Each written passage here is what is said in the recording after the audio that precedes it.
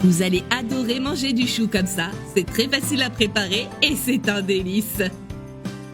Je vais commencer par couper 600 g de chou en lanières. Pour ça, je vais utiliser un couteau. Mais si vous le souhaitez, vous pouvez aussi utiliser une râpe.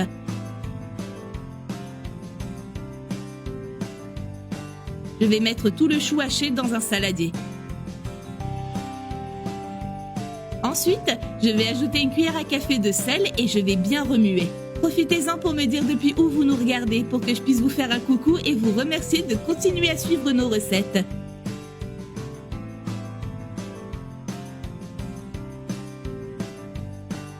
Je vais mettre la moitié du chou dans un plat.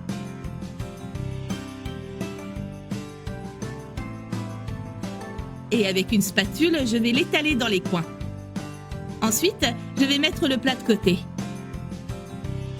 Dans un grand saladier, je vais mélanger 500 g de bœuf haché, une cuillère à café de sel, une cuillère à café de poivre noir, une demi-cuillère à café d'origan et une cuillère à café de colorant alimentaire. Je vais mélanger le tout avec les mains.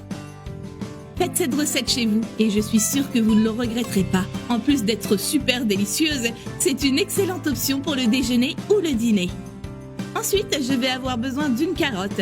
Je vais râper toute la carotte avec une râpe. Je vais couper un oignon en deux, puis je vais couper une des parties en lamelles, puis en cubes. Je vais mélanger les carottes et les oignons dans le saladier avec la viande.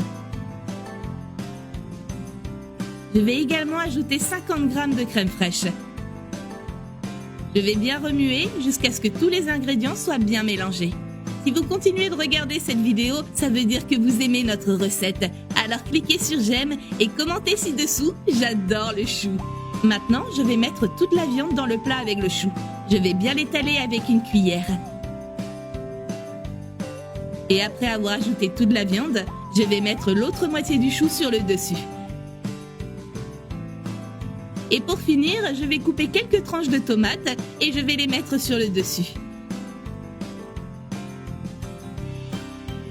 Je vais recouvrir le plat avec du papier aluminium et je vais le mettre au four préchauffé à 200 degrés pendant 50 minutes. Et voilà, c'est prêt maintenant. Il ne vous reste plus qu'à servir et à vous régaler. J'espère vraiment que vous avez aimé notre recette. Maintenant, je vais jeter un coup d'œil dans les commentaires pour remercier tous ceux qui ont commenté. Je vous dis à bientôt dans la prochaine vidéo. À plus!